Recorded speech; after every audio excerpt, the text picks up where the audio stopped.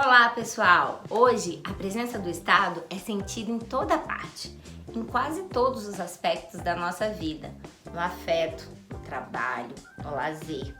Basta pensar, por exemplo, na decisão que tornou possível o casamento entre pessoas do mesmo sexo, na edição de uma lei com novas regras para o tráfico de veículos e na aplicação de uma simples vacina do Zé Gotinha nas atuais unidades básicas de saúde, um dos nossos antigos postos de saúde.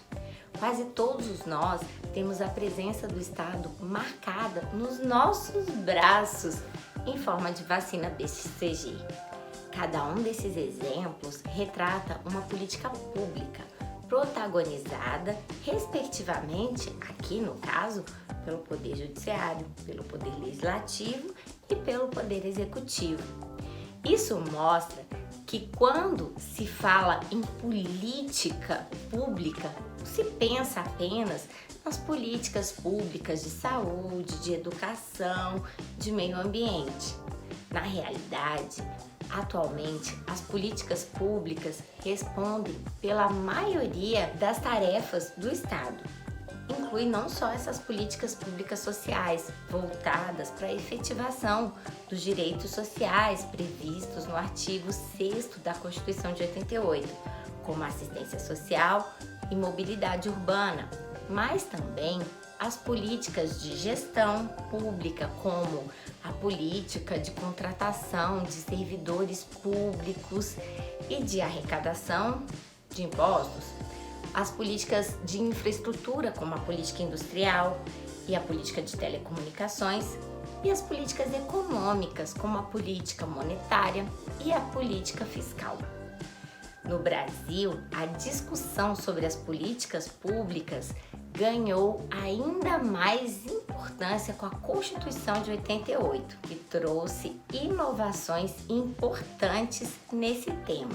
Por exemplo, a Constituição impôs a efetivação de direitos sociais por meio da implementação de políticas públicas específicas, como a criação do SUS, que é o Sistema Único de Saúde, a obrigação de investimentos mínimos em educação por cada ente da federação e, além disso, houve uma descentralização da gestão pública, com muitas responsabilidades sendo transferidas da União para os estados, municípios e o Distrito Federal.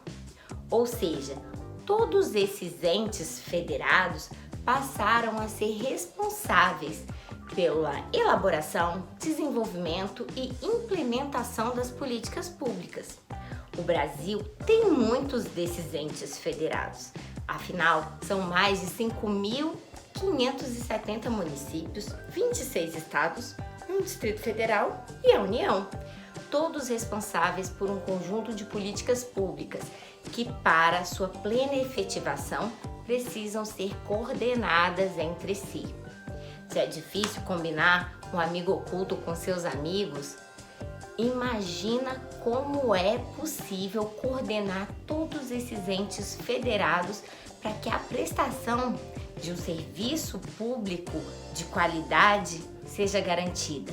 Mas para a gente aprofundar essa nossa conversa sobre políticas públicas, precisamos garantir que estamos falando a mesma língua. E então, assim, bora definir como para nós, aqui com mais clareza, o que são políticas públicas.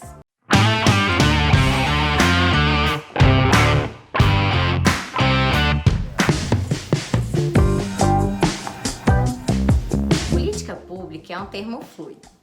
Cada um que estuda esse tema inventa um conceito diferente.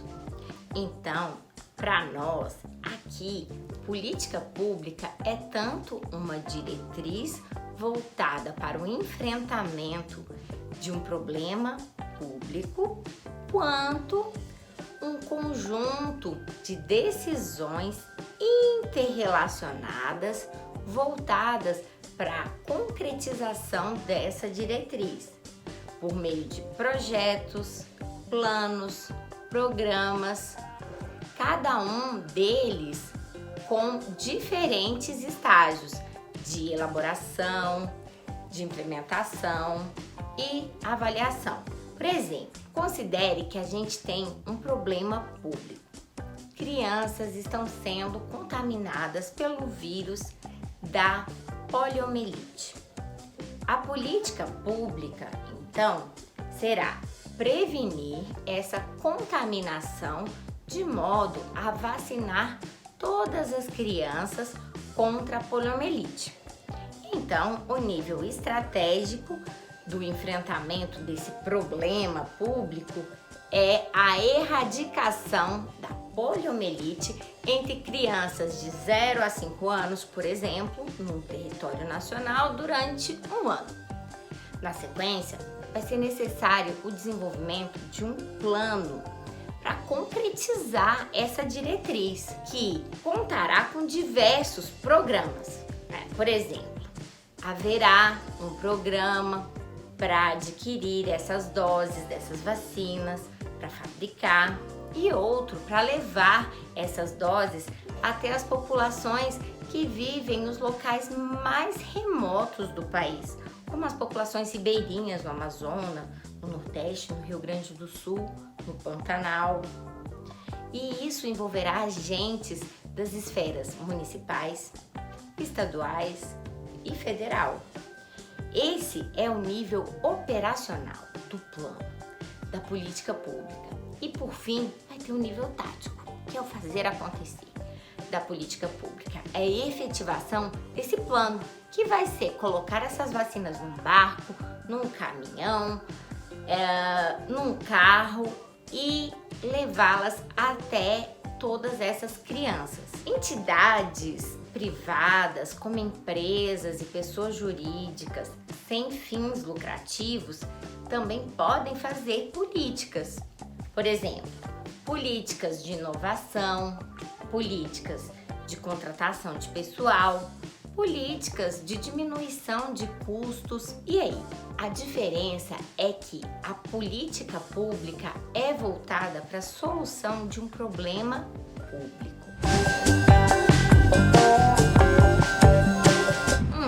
Mas então, o que é um problema público? Aliás, antes da gente tentar entender o que é um problema público, a gente precisa entender o que é um problema. Afinal, todo mundo tem problema. Só a bailarina que não tem. Então, a gente tem um problema quando uma pessoa ou um grupo de pessoas considera insatisfatória uma determinada situação atual e, ao mesmo tempo, consegue pensar em soluções ou melhoras dessa situação. Existe um problema ainda quando a gente está numa satisfação satisfatória e aí se vislumbra uma ameaça a essa situação.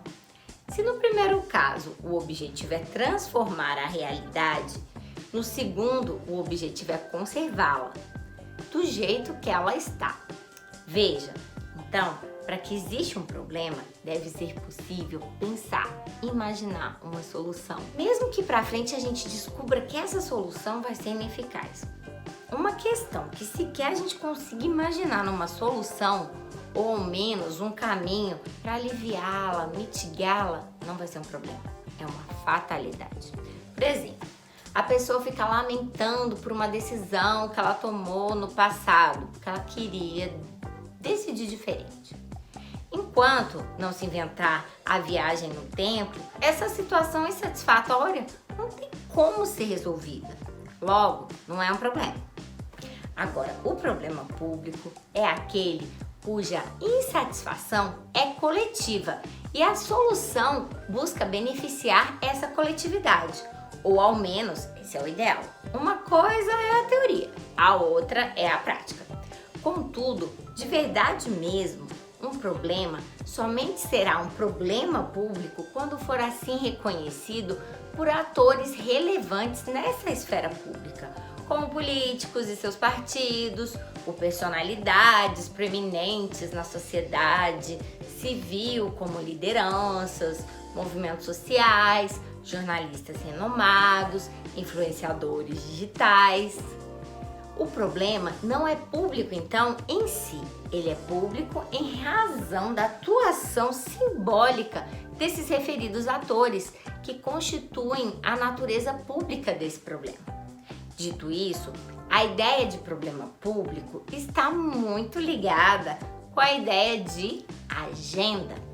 Agenda é a lista de problemas públicos que determinada entidade considera importante e resolveu enfrentá-los. Por exemplo, a agenda formal ou agenda institucional é aquela que indica os problemas que o poder público decidiu enfrentar. Por sua vez, a agenda da mídia é a lista de problemas ou de temas que recebe luz, uma atenção especial desses meios de comunicação.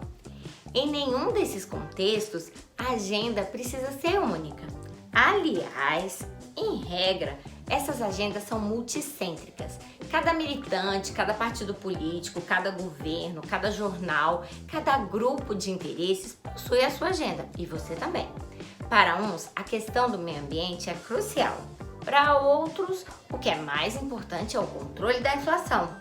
Já um outro grupo pode ainda entender que nada é mais fundamental do que melhorar o funcionamento da máquina pública, por exemplo. Faz parte da política o diálogo entre estes grupos para que, por meio de concessões mútuas, conversa, eles possam chegar a uma agenda comum que tenha força suficiente para prevalecer na agenda institucional. No entanto, é bom lembrar que a agenda formal nunca vai englobar a totalidade de todos os problemas públicos, pois os recursos são sempre escassos, não dá para resolver tudo. É necessário, então, priorizar, sob o risco da gente não conseguir fazer nada de efetivo. Tanto o reconhecimento de problemas públicos quanto a fixação dessas agendas depende, então, da atuação desses atores interessados na questão dentro de um ambiente institucional, por exemplo, uma universidade, um tribunal, uma agência bancária. Essa articulação entre estes agentes e o ambiente institucional vai condicionar também a configuração e a implementação das políticas públicas correspondentes à agenda antes estabelecida. Mas antes de avançar, é importante então perguntar: quem então pode formular políticas públicas? Elas são elaboradas exclusivamente por atores estatais? Há várias respostas a essa pergunta. Para perspectiva estadista, somente o Estado pode realizar política pública, ainda que o particular preste um serviço muito parecido àquele oferecido pelo Estado. Por exemplo, a educação fundamental oferecida em uma escola pública é a operacionalização de uma política pública do direito à educação, mas a mesma educação fundamental oferecida por uma escola particular não constitui política pública. Assim, somente é pública a política desenvolvida por um ator que seja público. Somente o Estado tem a força e a legitimidade para ser o protagonista da elaboração e da realização dessas políticas públicas, ainda que entidades não governamentais, privadas, possam assumir um papel coadjuvante nessa tarefa, como acontece com o chamado terceiro setor. Diversamente, para a abordagem multicêntrica, os atores não estatais podem sim ser protagonistas de políticas públicas, podem atuar de forma autônoma em face do Estado. Isso porque o que torna pública a política é a natureza do problema e não o ator que busca a sua solução, mitigação ou eliminação. Uma abordagem multicêntrica permite então a gente pensar em redes de políticas públicas, uma concertação de atores estatais, não estatais, voltadas para o enfrentamento de um problema público. O monopólio do Estado sobre a força não se traduz em um monopólio sobre a totalidade desses instrumentos imagináveis de políticas públicas. Por exemplo, um jornal pode sim realizar uma ação por conta própria, uma campanha de conscientização acerca da existência do racismo estrutural no Brasil, e uma empresa pode também financiar um prêmio para iniciativas não estatais de cuidado de pessoas com deficiência. Tudo isso sem precisar da ameaça da violência física ou patrimonial do Leviatã, que de fato isso é território exclusivo do Estado. A centralidade do Estado na elaboração dessa implementação dessas políticas públicas não pode ser confundida com o monopólio sobre esse aspecto da dinâmica social. Dessa forma, nem toda política pública é uma política estatal. Na sociedade, o Estado não é a única entidade a servir ao interesse público.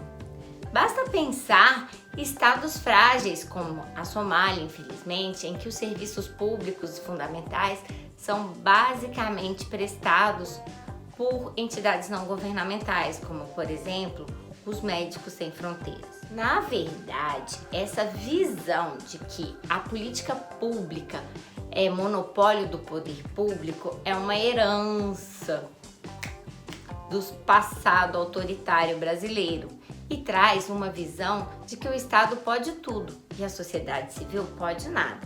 O Estado seria o tutor, o protetor da sociedade fraca. Nesse ponto, é bom também distinguir o que é política de governo com a política de Estado. Política de Estado é aquela que tem que ser feita independentemente de quem for o presidente, o governador ou o prefeito. Já a política de governo depende da alternância de poder, é o plano eleito. Ou seja, alguma mudança nessas políticas é até esperada. Quando um partido de oposição assume o poder, a agenda dele foi a escolhida. Com o tempo, boas políticas de governo tendem sim a virar políticas de Estado, gerando em torno de si um ambiente institucional que, como se viu, influencia o comportamento dos atores que interagem com ela. Feitos esses esclarecimentos, para a gente compreender a dinâmica dessas políticas públicas, é importante então examinar como os agentes interessados e esse ambiente institucional influencia a sua conformação. Em português, utiliza-se uma só palavra para política para se referir a coisas totalmente distintas, que em inglês são referidas por duas palavras separadas, policy e politics. O primeiro termo, policy, refere-se a uma diretriz para a solução ou a mitigação de um problema. É um conceito que a gente já trabalhou aqui como sendo política pública. Já o segundo termo, politics, trata-se da atividade de competição por recursos, materiais, institucionais e simbólicos para o exercício de poder sobre outras pessoas, seja para atender a um interesse individual ou coletivo.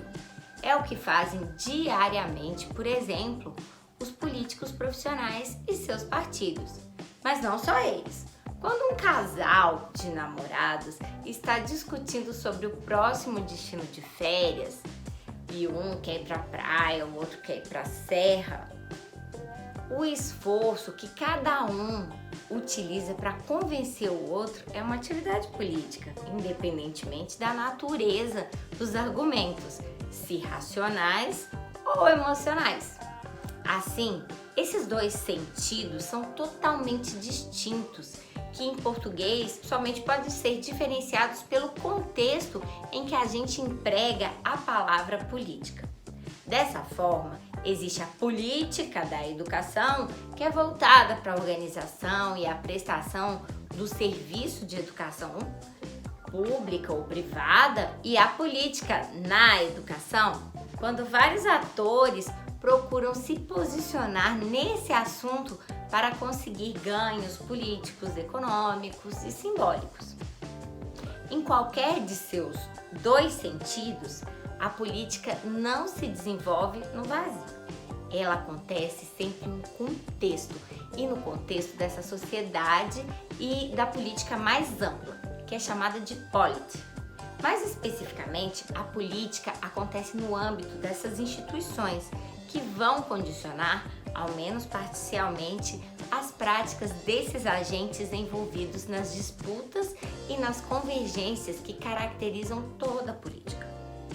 Ambientes institucionais são esses conjuntos de regras formais, como leis, códigos de conduta, quanto informais, como hábitos, rotinas, convenções, crenças, valores, identidades e esquemas cognitivos. A família, a igreja, o seu condomínio, seu ambiente de trabalho, sua empresa ou a repartição são exemplos de espaços institucionais. Aliás, tradicionalmente, entende-se a política pública apenas como resultado das disputas de agentes interessados em um ambiente institucional. Nessa perspectiva, o ambiente institucional é uma constante. A política, a variável independente é a política, e a política pública vai ser a variável dependente, porque os problemas mudam conforme a atuação desses atores com esse ambiente institucional. Todavia, com a evolução dos estudos das políticas públicas, observou-se que o ambiente institucional não é uma constante, pois ele é em parte influenciado pelas próprias políticas públicas em curso, especialmente no caso de políticas públicas mais consolidadas. Por exemplo, atualmente, nenhum político é capaz de imaginar a extinção do ensino fundamental público e gratuito no Brasil, por mais que existam críticas à sua qualidade, porque trata-se de uma política pública que deu certo, consolidada, parte do patrimônio político da sociedade brasileira. Contudo, essa política pública foi implementada em um momento histórico, vencendo várias resistências. Nos seus primeiros anos, sem dúvida, dessa existência dessa política, não era um segmento intocável da máquina estatal como é hoje. Assim, considerando que o ambiente institucional influencia essas possibilidades de ação dos agentes e, por sua vez, as políticas públicas influenciam o ambiente institucional, nota-se que essas três variáveis são, na realidade, interdependentes e se condicionam reciprocamente. Não existe, então, uma hierarquia de importância entre elas. Contudo, para que a gente possa entender melhor essas influências mútuas, é necessário examinar quem são esses agentes interessados, cuja atuação é tão importante para o desenho e a execução das políticas públicas. Afinal, são eles que colocam as políticas públicas em movimento. É possível, então, agrupar esses atores políticos em três grandes grupos principais. Os políticos, que inclui também os indicados políticos da máquina estatal, como, por exemplo, aqueles ocupantes de cargo em comissão. Os burocratas são os servidores de carreira, via de regra concursados. Terceiro, o grupo da sociedade civil, principalmente na forma desse grupo de interesses e da mídia. Cabe a cada um desses grupos, que possui agendas próprias, por vezes contraditórias entre si, realizar essas políticas. Esses conflitos de interesse ganham ainda mais força quando se lembra do óbvio.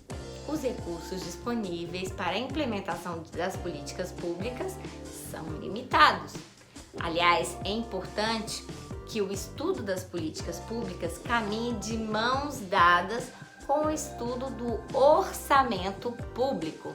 Essas duas áreas do conhecimento técnico-científico acerca do funcionamento da máquina estatal desenvolveram-se de formas paralelas e relativamente autônomas nessas últimas décadas. Somente há pouco tempo que tem havido um início de diálogo entre essas duas áreas, o orçamento e as políticas públicas, o que gera algumas complicações.